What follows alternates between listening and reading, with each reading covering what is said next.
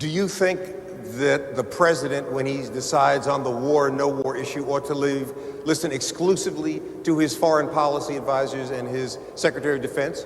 Or ought he be listening to the black church? Well, I think that he must listen to the black church and everyone else, since his advisors are not the ones that are going to be on the front lines, that are going to be giving their lives and the lives of their children. Let me say this, a couple of things. One, when we ask should the black church be heard, let's first remember why we even call it the black church. The reason it's the black church is we were not allowed to go to the white church. So we, by definition, represent the rejected of America. If we approach this like we don't have an inherent obligation to speak for those that were shut out, then we're in denial in the first place. We are the ones that, more than anyone else that practices religion in America, was forced to form a church based on race because of the exclusion of the mainstream American religious leadership. Therefore, we ought to speak to what others won't speak to because we were subjected to what others wasn't subjected to. Secondly, we're the ones that will disproportionately have to die in this war. Thirdly, I agree, we ought to respect General Powell, we ought to respect Condoleezza Rice, but we ought to remember where they come from. There wouldn't have been a Colin Powell without an Adam Powell. There wouldn't have been a Condoleezza Rice without 4 girls in Birmingham. The black church opened the door for Colin Powell. George Bush didn't open the door for Colin Powell. And Colin Powell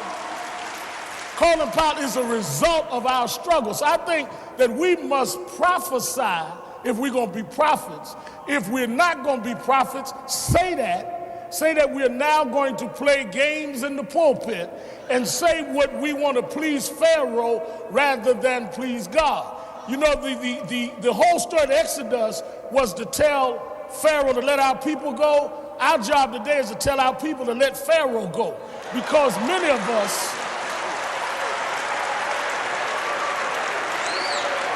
us are serving Pharaoh.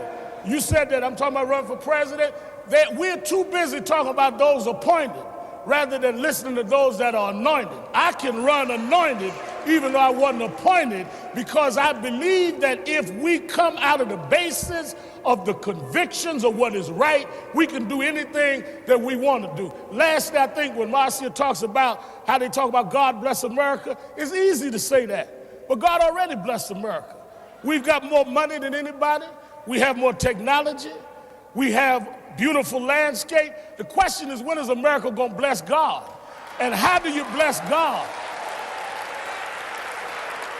You bless God by how you treat senior citizens that can't afford prescription drugs.